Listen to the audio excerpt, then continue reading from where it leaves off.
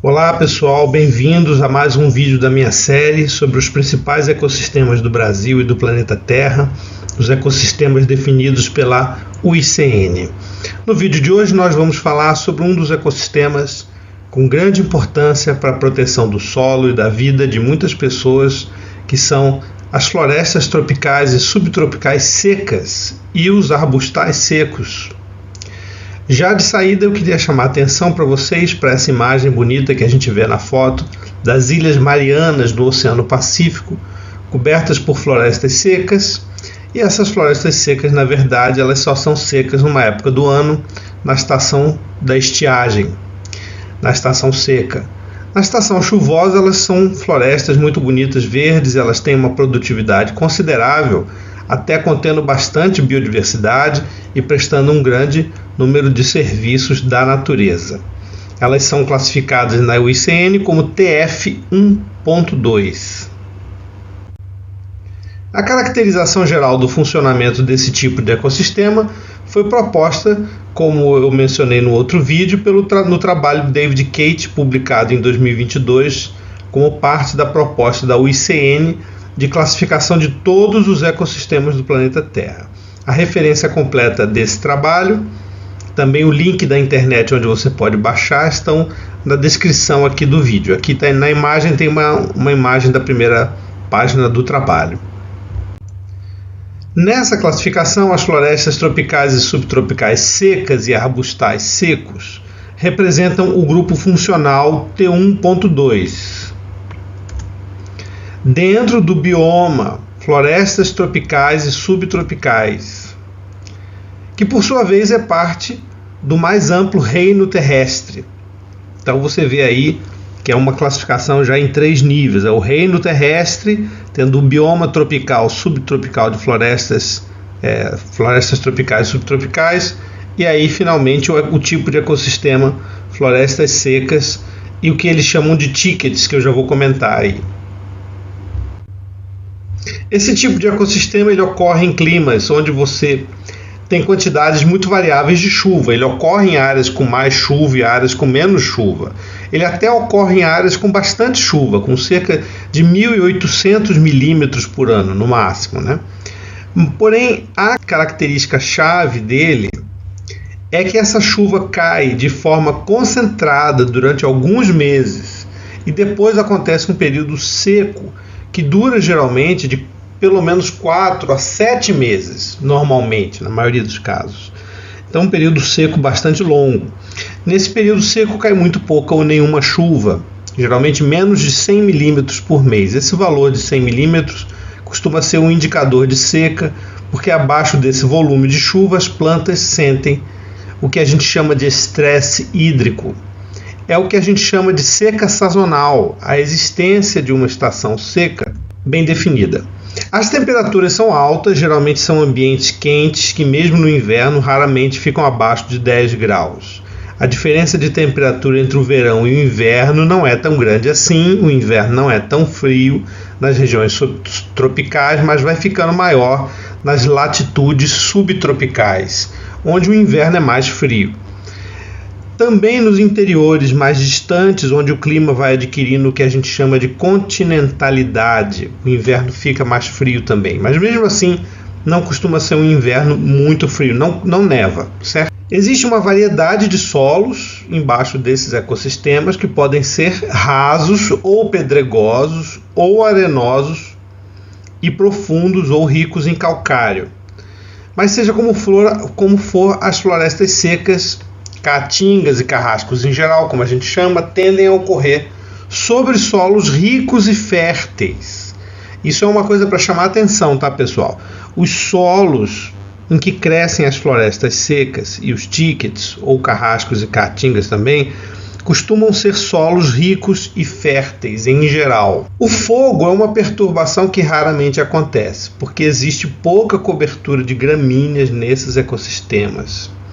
O solo é recoberto pelo foliço, a chamada serrapilheira, ou na estação chuvosa pelas ervas e até bromélias.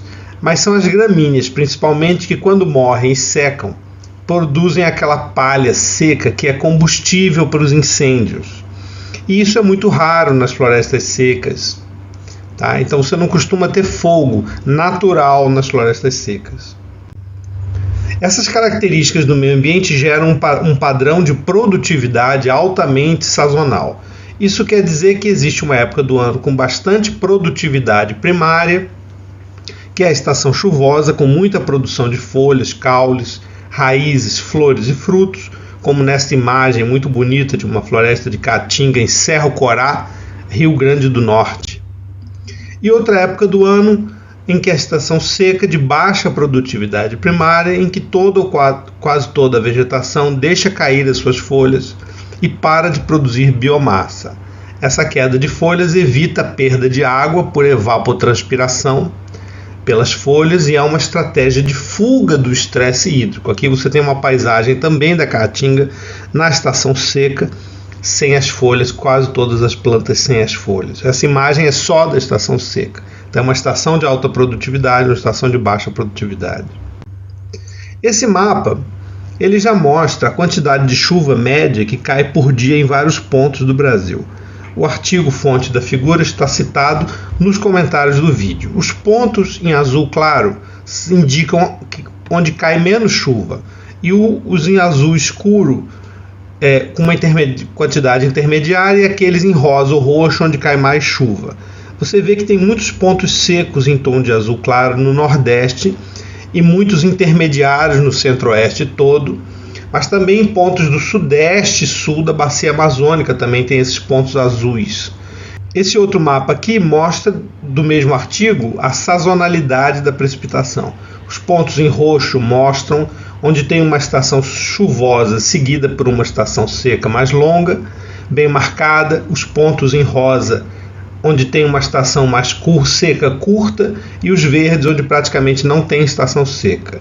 Então veja que tem muitos pontos com algum grau de sazonalidade em grande parte do Brasil, né? De novo no Nordeste, mas também em algum grau no Sudeste, até no Sul e parte da Amazônia.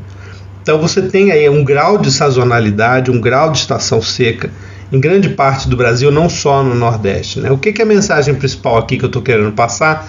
É que a sazonalidade da precipitação não é uma coisa simples, preta e branca, ou tem ou não tem, só tem no Nordeste. Não é isso. O que acontece na natureza são graus de sazonalidade, durações diferentes da estação seca, que variam no espaço geográfico. Tem diferentes durações e intensidades da estação seca, e mesmo regiões que a gente não costuma associar com o clima sazonal, como a Mata Atlântica do Sudeste e do Sul da Amazônia, e a Mata do Sul da Amazônia tem sim alguns meses mais secos e isso já afeta a vegetação. A consequência disso é que não existe apenas um tipo de floresta sazonalmente seca, mas sim uma variedade de vegetações com adaptações à seca sazonal, indo desde as florestas semidecíduas, que estão mostradas aqui simbolicamente à esquerda, passando pelas florestas decíduas, e indo até as caatingas e carrascos, que são chamadas de thickets em inglês. Mas atenção, uma coisa muito importante. Nessa classificação internacional da UICN, todos esses tipos de vegetação são chamados de floresta tropical e subtropical sazonalmente seca e thickets. Eles não fazem diferenciação entre as florestas semidecíduas, das florestas decíduas e as chamadas florestas rigidifoliadas, que também são conhecidas no Brasil como caatinga ou carrasco. Eles usam esse termo sazonalmente secas ou então esse outro termo thicket. Thicket é um termo muito usado para uma vegetação que tem na África, que é como se fosse uma vegetação muito densa e espinhosa, não muito alta, com arvoretas ou arbustos baixos, com uma biodiversidade razoável e que não tem um nome equivalente claro no Brasil, mas eu considero que corresponde ao que a gente chama aqui de caatinga ou thicket ou carrasco. Na floresta estacional semidecidual, a estação seca é curta, porém ela é marcada por apenas parte das árvores perdendo as folhas nessa estação, não todas as árvores. Inclusive a maioria das árvores não perde as folhas, uma porcentagem entre 25% e 50% das árvores perde as folhas. Por isso é que se chama semidecídua. Decídua significa perda de folhas. Deciduidade é perda de folhas, a deciduidade. Então, uma floresta semidecídua é uma floresta que algumas árvores perdem as folhas, a maioria não perde. Nesse perfil que você está vendo aqui, na imagem dá para ver algumas árvores sem folhas, essas com a seta verde, no meio das outras. Essas árvores sem folhas você já não entra na floresta chuvosa, onde isso praticamente não acontece, tá? Mas na semidecídua é entre 25% e 50%. Aqui você tem uma imagem de uma floresta semidecídua na estação chuvosa, com pouquíssimas árvores aqui, tem uma ou outra árvore com a copa sem folhas. É importante você entender que essas árvores que estão sem folhas não estão mortas. Elas apenas perdem as folhas na estação seca como estratégia de lidar com a seca, para fugir da seca. Tá? Depois, na estação chuvosa, ela produz novas folhas. As florestas estacionais semidecíduas têm estrutura muito parecida com as florestas tropicais e subtropicais úmidas, com produtividade bastante elevada, dossel alto e fechado na estação chuvosa, presença de arbustos e lianas abundantes. Elas são, porém, em geral um pouco mais baixas, têm menos epífitas e seu interior recebe mais luz por causa da perda de folhas na estação seca. Um exemplo de árvore muito comum nesse tipo de vegetação semidecídua é o angico branco, Albizia neopoides, que é uma fabácea que vocês veem aqui na imagem, com essas folhas compostas, esses frutos secos. Já na floresta estacional decidual, ou também chamada caducifólia, porque tem folhas caducas, folhas que caem, que envelhecem, caem rápido, a estação seca é mais longa e a maior parte das árvores perde as folhas nessa época, embora não todas. Uma porcentagem maior do que 50% das árvores perde as folhas. Esse é o critério para classificar uma floresta como decidufólia ou caducifólia. Nesse perfil que você está vendo aí na imagem, dá para ver as árvores sem folhas predominando na estrutura florestal, embora você veja que não são todas as árvores, mas é mais do que 50%. Essa foto aqui foi tirada em Monte Alegre de Goiás e mostra a floresta decidual na estação seca, com a maioria das árvores sem as folhas. Essas florestas geralmente são mais baixas ainda do que as florestas úmidas e do que as florestas semidecíduas e tem muito poucas epífitas ou praticamente nenhuma. A sua estrutura é mais simples, embora na época chuvosa elas também apresentem um dossel fechado e uma produtividade considerável. Um exemplo de árvore muito comum nesse tipo de vegetação decidual é o cumaru nordestino, da família também das fabáceas, que é a Amburana cearensis. Então é uma linda árvore que ocorre aí na floresta decídua. A vegetação que a UICN está chamando de thicket em inglês, thickets, é um tipo de ecossistema encontrado principalmente em regiões semiáridas, e originalmente o nome era usado na África do Sul. Ela tem um emaranhado denso, muitas vezes impenetrável, nem sempre, mas às vezes impenetrável, de arbustos e árvores, com vários troncos ramificados na base. Muitos desses troncos são espinhosos ou então suculentos. Esse tipo de vegetação geralmente tem um crescimento lento, forma um dossel que é fechado, pode ser fechado, mas geralmente é sem uma cobertura herbácea muito grande abaixo dele. No Brasil, o IBGE chamou essa vegetação de savana estépica, que é um nome bastante polêmico e pouco usado fora do país aqui. Inclusive já recebeu críticas e eu particularmente não considero um nome bom. Essa vegetação também é conhecida como vegetação de caatinga, de carrasco ou de chaco, sendo esse último nome mais usado no Pantanal, no Paraguai, na Bolívia e na Argentina. Embora alguns autores defendam que existem diferenças entre essas categorias que eu falei aqui, provavelmente elas são pequenas diferenças e muito mais locais para você justificar uma classificação global. Savana estépica. No perfil da parte de baixo da imagem, você vê um resumo do IBGE sobre as muitas variações que esse tipo de vegetação pode ter aqui, ó, com mais árvores ou menos árvores, mais ou menos arbustos, aqui, né, aqui mais árvores, aqui mais arbustos, ou mais com palmeiras, e no Brasil essas variações recebem muitos nomes regionais. Esse tipo de vegetação no Brasil e na América do Sul ocorre em regiões com estação seca muito longa, mais longa de todas, e também com muita variação de chuva de um ano para o outro, sendo relativamente comum a ocorrência de sequências de anos com chuva ainda mais escassa do que a média, o que caracteriza um ano seco. Vejam que é comum também a ocorrência de plantas suculentas que armazenam água no caule e resistem muito à seca, como os cactos e também bromélias de solo. Os nomes regionais dessa vegetação são caatingas, carrascos e chacos.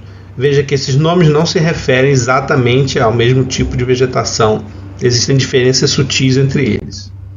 O chaco ocorre bem mais ao sul, portanto tem uma estação seca, mas também uma estação fria, muito fria, embora não neve porque é seco. Essa imagem que você está vendo é uma parte oriental do Chaco argentino ao longo dos rios Paraná e Paraguai.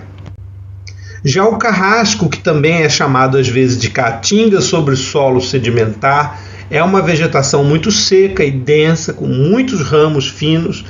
Mas o interessante do carrasco é que a gente não encontra muitas plantas suculentas, como cactos e bromélias, né? E claro, as espécies e gêneros e famílias que ocorrem na caatinga, no carrasco e no chaco são um pouco diferentes também. Então, na caatinga, carrasco e chaco não são iguais, mas na classificação da UICN, que é global e mais geral, eles estão todos agrupados como florestas secas e thickets. E são sempre vegetações decíduas e caducifólias, em que praticamente todas as árvores e arbustos perdem as folhas na estação seca, tem muitos espinhos, tem um número variável de plantas suculentas e bromélias. Um outro critério mais recente e com embasamento científico muito atualizado do que o do IBGE é a classificação da vegetação brasileira e sul-americana não andina proposta pelo professor Ari Oliveira Filho da UFMG nesse artigo científico mostrado aqui na tela. Nessa classificação, esse tipo de vegetação que a UICN está chamando de thicket recebe um nome mais universal do que caatinga, carrasco ou chaco, e também mais atualizado do que savana estépica. E esse nome é floresta rigidifoliada. A definição dessa classificação é bastante clara. E uma floresta rigidifoliada é formada por árvores, arbustos e subarbustos decíduos, ou seja, que perdem as folhas nessa estação seca, com muitos espinhos que se misturam com plantas suculentas, a maioria cactos, para formar um dossel aberto com 5 a 15 metros de altura. Ocorrem ainda plantas epífitas, outras plantas capazes de crescer sobre rochas. Um exemplo de árvore muito adaptada e comum nesse tipo de vegetação de caatinga ou de floresta rigidifoliada é a aroeira do sertão, que é o Miracrodron urundeuva, da família das anacardiáceas. A aroeira do sertão também é valorizada pela sua madeira, que é densa e durável e desempenha um papel importante na ecologia local, fornecendo habitat e alimento para diversas espécies, além de ter um valor medicinal, principalmente a casca. Um outro exemplo de planta suculenta, dessa vez uma planta suculenta típica da vegetação de caatinga, é o cacto xique-xique, que alcança inclusive um porte ou um hábito de arbusto ou árvore, dependendo da altura, como nesta imagem. O xique-xique é o Pilocereus gonelei. Muita atenção aqui para você não confundir o conceito de bioma com o conceito de domínio biogeográfico. Se você quiser saber mais sobre a diferença entre bioma e domínio, eu falei sobre isso nesse vídeo aqui. Também muita atenção para não confundir esse tipo de ecossistema de que a gente está falando, que são as florestas secas e thickets ou florestas rigidifoliadas, que ocorrem em várias localidades da América do Sul, com o domínio da caatinga, que o IBGE também chama infelizmente de bioma. São coisas diferentes. O domínio da caatinga é uma enorme região no Nordeste brasileiro e no Norte de Minas, e dentro dele existem vários ecossistemas, inclusive as caatingas, os carrascos e outros, e vários biomas diferentes. Tá? Dentro do domínio da caatinga existem vários biomas diferentes. Se você quiser saber mais por que a caatinga não é um bioma, eu falei sobre isso nesse vídeo aqui. Existem poucas epífitas, poucas samambaias e poucos musgos, poucas briófitas, que são limitados por causa da seca. Existe uma biodiversidade importante de plantas herbáceas, como eu já mencionei, mas a maioria delas tem um ciclo de vida muito curto, principalmente na floresta decídua e nas rigidifoliadas, como a caatinga. A maioria germina, cresce e floresce na estação chuvosa, dispersa as sementes e morre em seguida. A estação seca mais longa, ela limita a ocorrência de lianas, que são aquelas plantas trepadeiras com caule lenhoso, que forma madeira, com caules grossos e longos. Mas no lugar dessas lianas, a gente encontra uma abundância de vinhas e trepadeiras finas, de caules herbáceos verdes, moles, que podem crescer muito, principalmente na estação chuvosa, como a gente vê nessa imagem aqui. A biodiversidade de árvores e animais é menor do que nas florestas úmidas, de terras planas, florestas pluviais, mas ainda assim é bastante alta, com muita diversidade de aves, de répteis como lagartos e cobras e também mamíferos. As teias tróficas são bastante complexas, com muitos herbívoros, frugívoros e carnívoros e sem muitas relações exclusivas.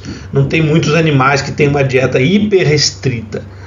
Isso quer dizer que cada animal que se alimenta de plantas ou é predador de outros animais em geral consegue se alimentar de uma variedade de espécies e não depende exclusivamente de uma espécie ou grupo pequeno de espécies. São dietas generalistas em geral. Como as florestas secas perdem uma grande quantidade de folhas na estação seca, elas acumulam uma biomassa grande de serrapilheira no solo. Embora essa quantidade, dependendo do tipo de vegetação, vá ser maior nas florestas decíduas e nas caatingas e menor na floresta semidecídua, mesmo assim é um volume considerável, porque faz parte da estratégia das árvores de perderem as folhas. Por causa disso, existe uma biodiversidade grande de fungos e outros decompositores que formam toda uma rede alimentar ligada a essa decomposição de folhas e detritos no solo desses ecossistemas. Apesar dos solos de uma parte desses ecossistemas serem até ricos em nutrientes, muitos desses nutrientes já estão absorvidos na vegetação ou circulam entre a serrapilheira e a própria vegetação. Isso principalmente na floresta semidecídua. A serrapilheira continua sendo essencial para reter nutrientes. Espécies de leguminosas que na botânica pertencem à família Fabaceae são capazes de fixar nitrogênio do ar podem ser muito comuns nesses ecossistemas. Um exemplo é o sabiá, que é o nome popular de uma árvore muito comum no domínio da caatinga, por exemplo, e é essa que está na imagem aí da tela, a mimosa cisalpinifolia. Muitas espécies de árvores e arbustos têm frutos secos e suas sementes são dispersas pelo vento ou simplesmente se destacam do fruto e caem próximo da planta-mãe. Um exemplo é a capirona, que é essa árvore que tem o nome científico aqui de Coultaria exandra, da família Rubiácea. Veja aí na foto da direita as sementes secas e aladas, que tem essa estrutura expandida fina que facilita elas serem levadas pelo vento aqui na direita. Mas também existem espécies que produzem frutos carnosos, que são alimento da fauna, e essa fauna também dispersa essas sementes. Um exemplo é o próprio juazeiro, da família Raminácea, e que produz um fruto carnoso com sementes dispersas por animais. É o Sísifo juazeiro, o nome científico dele. A maioria das árvores tem uma casca fina e não tem proteção contra o fogo. Então a floresta seca e o ticket ou floresta rigidifoliada, caatingas, carrascos e chacos são sensíveis ao fogo. O fogo destrói muito essas florestas porque elas não têm uma resistência natural contra ele. O fogo não é comum e a maioria das árvores morrem se houver um incêndio. Um exemplo muito conhecido é o angico, que também é uma fabácea, que é a Anadenanthera macrocarpa, tem a casca fina.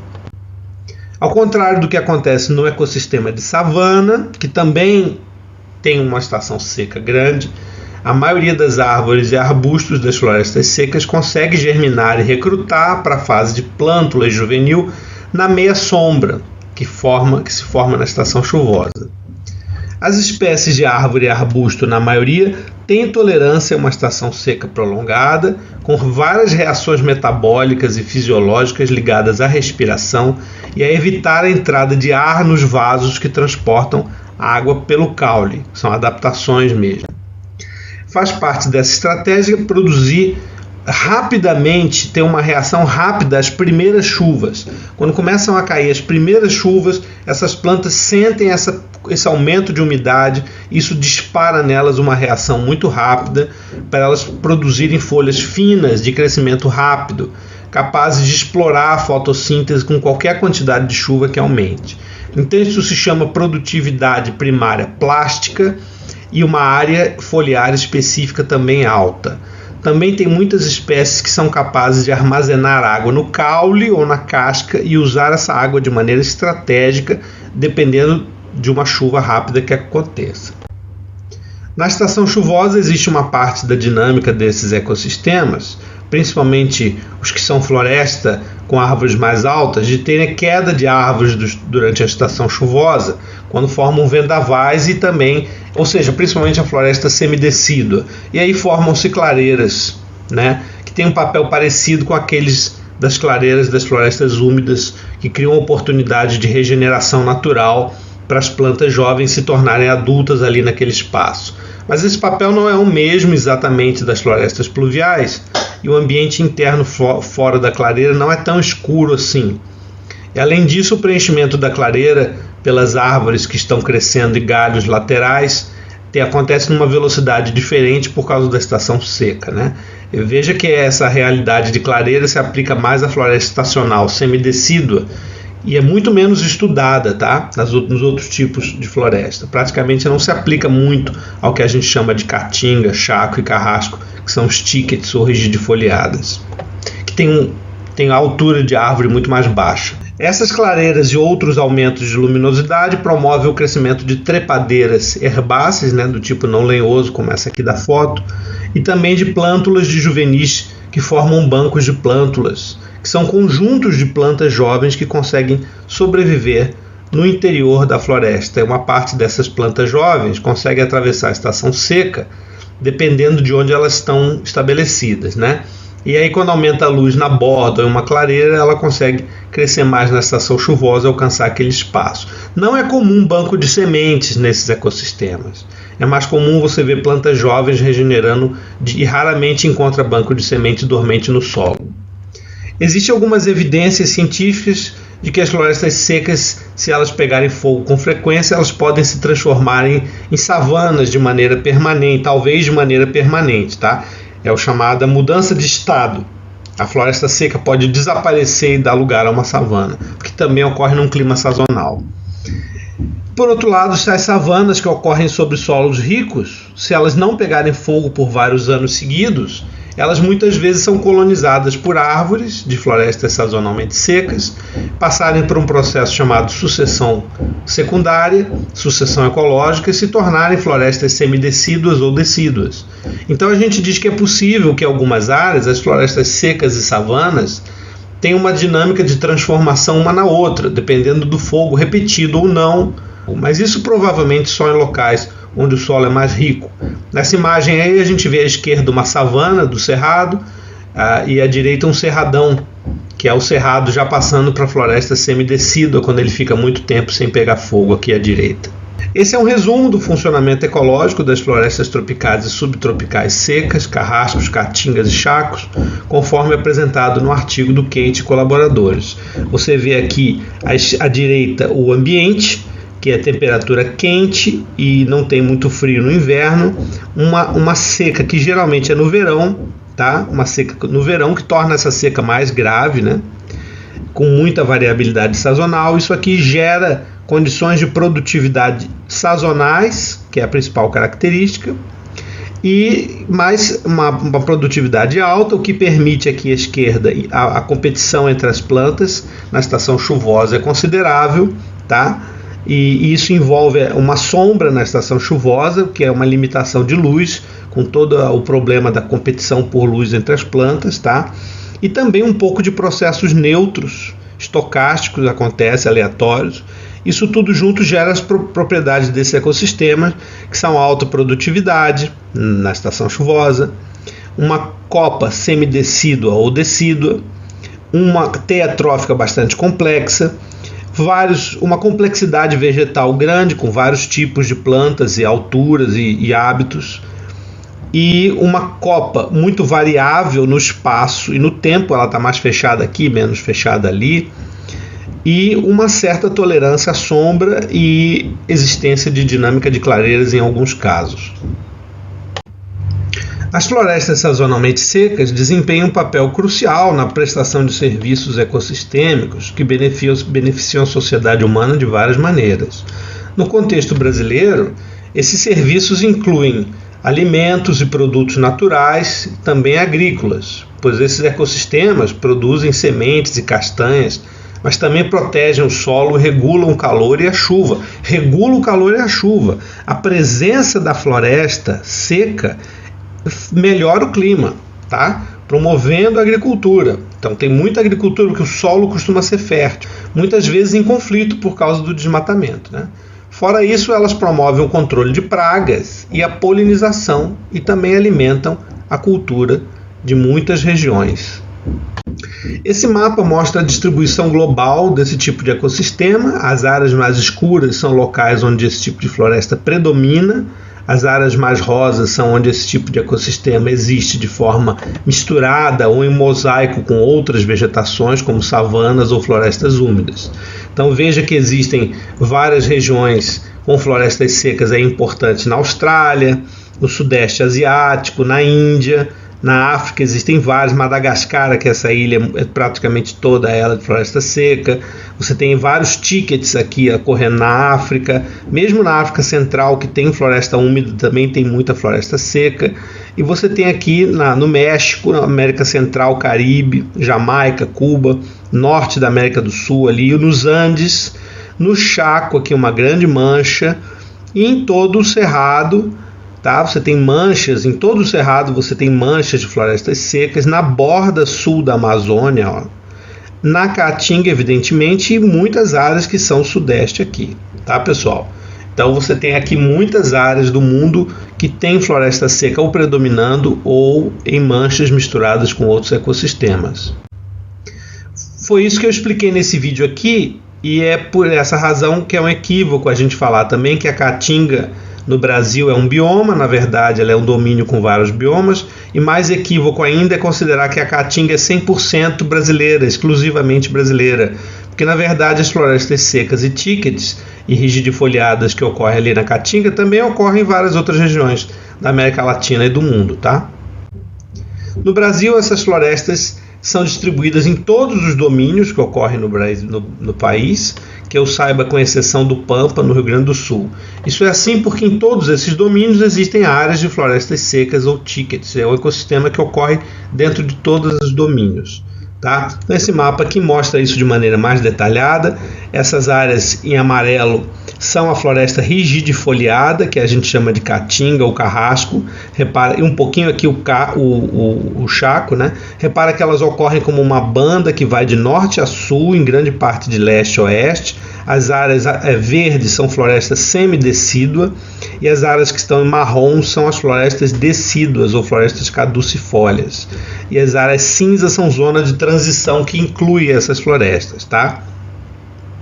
Se a gente olhar aqui no Nordeste, você vai ver que o Nordeste não é todo homogeneamente floresta rigidifoliada ou ticket, que é, né? Não é todo. Repara que tem muitas manchas de zona de transição com outros tipos de vegetação. E aqui a área que a gente chama de agreste, ó, a área que a gente chama de agreste é em parte floresta semidecídua em verde, em parte zona de transição misturada com vários tipos de vegetação. A floresta decídua, ela forma um arco ao redor do domínio da Caatinga, ó. Forma um arco aqui no sul da Bahia, subindo aqui pelo oeste da Caatinga até o Maranhão e Piauí. Tá? Repara que no Piauí você tem um encontro aí de vários tipos e é sempre um mosaico, tá, pessoal? Essas regiões são um mosaico complexo, uma riqueza muito grande de tipos de ecossistemas. Aqui o Rio São Francisco passando no meio, aqui a Chapada do Araripe, tá? Então você tem vários, dependendo do relevo, você tem outros tipos de vegetação. Aqui no sudeste você vê que a floresta semidecídua forma imensas manchas no interior da Bahia, interior de Minas, interior do Rio de Janeiro e interior de São Paulo, pegando aqui também um pouco no interior do Mato Grosso em mosaico com outras, formando zonas de transição complexas com outras vegetações, às vezes com floresta úmida, às vezes com outras florestas, tá? Outro tipo de ecossistema. Aqui é um zoom no centro-oeste, você vê que o Cerrado brasileiro ele não é simplesmente uma savana, ele é enriquecido com muitas manchas de floresta seca, essas áreas marrom, muitas manchas de floresta semidecídua, que são as áreas verde.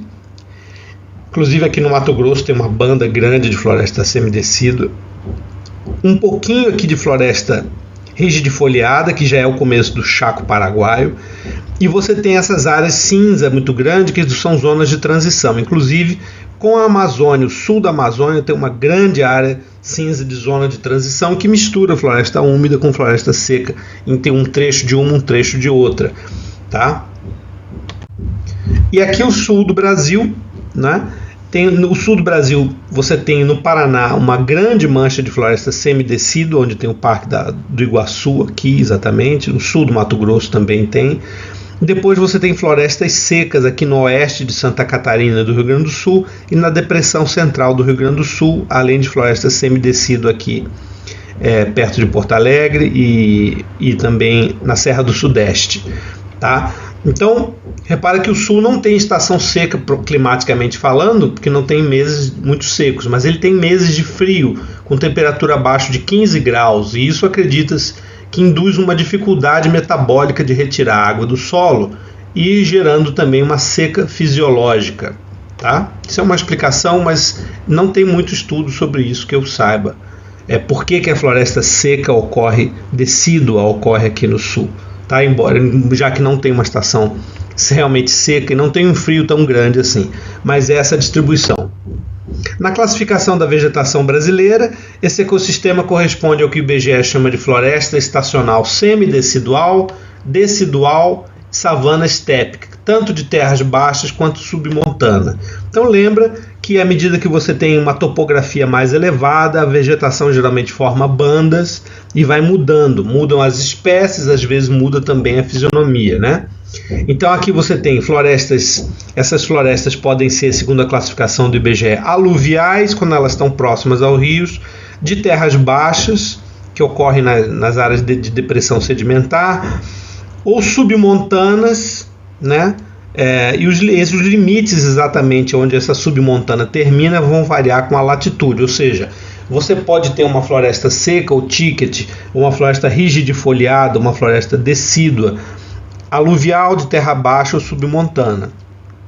Isso eu estou juntando, comparando a classificação da UICN com a classificação brasileira para a gente ter uma certa ideia de altitude, tá? Então os limites da altitude vão depender da latitude, tá? Eu estou considerando aqui todas as categorias, aluvial, de terras baixas e submontanas, e a classificação da UICN não menciona uma altitude específica, tá?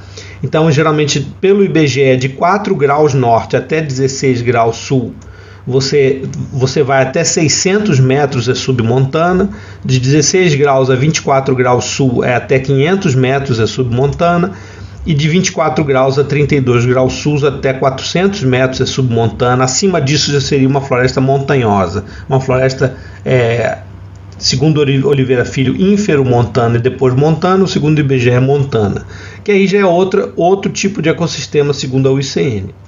Agora eu queria, por fim, para chamar a atenção de vocês, o seguinte: não é tudo igual, tá, pessoal? Dentro da floresta, mesmo sendo uma floresta semidecídua, ou uma floresta decídua, ou uma floresta rigidifoliada, ticket, caatinga, chaco, não é tudo igual. Existem diferenças florísticas, tanto com a altitude quanto com a latitude e o espaço, tá? Então aqui você vê de novo uma imagem que eu mostrei no primeiro vídeo, que é o trabalho da Cantídio e Souza, da Luísa Cantídio, de 2019, que mostra à esquerda com dados de presença e ausência, à direita com dados de abundância, a subdivisão do domínio da Mata Atlântica em regiões em que tem espécies de árvores diferentes. Então você vê que essas regiões de floresta semidecídua, aqui todas do interior de São Paulo, interior de Minas, Bahia, tá? No Nordeste um pouco, aqui no Paraguai, elas têm várias diferenças florísticas. Não é porque é uma vasta região de transição ou de semidecídua ou decídua que ela vai ter as mesmas espécies sempre, tá, pessoal? Isso tem diferente. Aqui mesma coisa na Amazônia. Se você aqui o trabalho da Carla Silva Souza e Souza em 2020, que o ano tá errado, tá? 2020. Se você olhar aqui, você vai ver que no sul da Amazônia, que tem uma banda grande de floresta de transição, inclusive semidecídua, você tem grupos de espécies diferentes, tá? E aqui no Cerrado, o conjunto de espécies de árvores que ocorre no Cerrado, o trabalho de Silva Souza et al. 2022, ele é um mosaico de regiões com espécies diferentes finíssimo. Então você tem grupos de espécies diferentes. Ó, repara que dependendo, mesmo nas áreas que são floresta de diferentes tipos, não são as mesmas espécies, tá? E também no domínio da Caatinga, eu tenho o trabalho do Augusto Silva e Souza 2018, e tem um trabalho de 2022 também feito com dados de abundância, que mostra que diferentes regiões do domínio da Caatinga têm diferentes espécies de árvores, mais ou menos de forma independente do fato de ser uma floresta decídua, uma floresta semidecídua que tem nessa região também, ou uma floresta de rigidifoliado, uma zona de transição, tá, pessoal? Então não confundam o tipo de ecossistema e o seu funcionamento com a biodiversidade que tem ali. A biodiversidade varia de região para região, mesmo dentro do mesmo tipo de ecossistema. Tá bom, pessoal? Então era isso que eu queria mostrar para vocês, essa riqueza, essa beleza desse tipo de ecossistema, tá bom? Até a próxima.